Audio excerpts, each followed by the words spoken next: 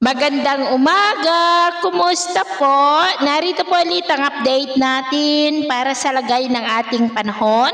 Ngayong umaga po ng May 2, 2026. Sa ngayon po ay patuloy pa rin na easterlies ang hangin na umiihip po dito sa ating bansa. Ito po ay mainit na hangin na mayroon pong daladalang moisture na mula sa silangan o Pacific Ocean na siya rin pong dahilan ng pagkakabuo ng mga localized thunderstorm na dahilan ng mga pag-uulan sa panahon po ng tag-init, lalo na po sa dakong hapon at gabi. At may ridge rin po ng high pressure area na nag-extend ngayon, lalo na dito sa Northern Luzon. At sa labas ng ating area of responsibility, mula po sa makakapal na kuwalapan na nasa may Micronesia, ay posibleng may mabuo muli dyan na bagyo. At kung titingnan po natin sa ating long range forecast, ay kikilos po yan pa-west, northwestward, ngunit hindi pa naman po nakitaan na tatama sa ating kalupaan.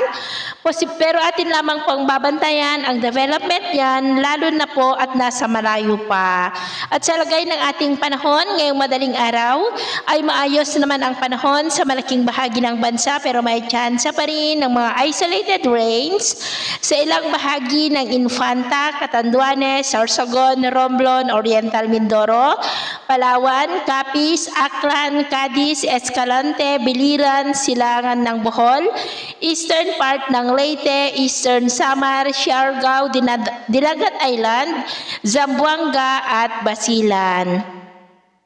At mamaya po ay sisikat ang araw sa malaking bahagi ng bansa, mainit at maalinsangan muli ang panahon.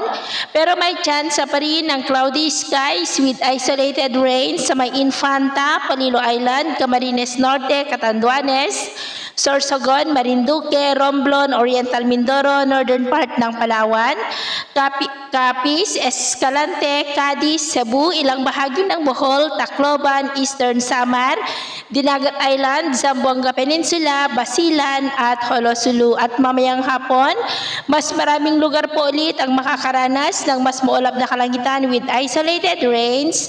Dulot pa rin ng mga localized thunderstorms sa ilang bahagi ng Southern Luzon, Ilocos Region, Visayas at malaking bahagi ng Mindanao. Kaya mag-ingat po tayo, lalo na po sa mga banta ng mga pagbaha at pagguho ng lupa, lalo na at posibleng may kalakasan ng mga pag-ulan sa ilang bahagi po. At sa atin naman pong mga baybayin, wala po tayong nakataas na namang gale warning signals, pero iba yung pag-ingat lamang po kung papalaot tayo para po mas makaiwas sa mga sakunang pangkaragatan.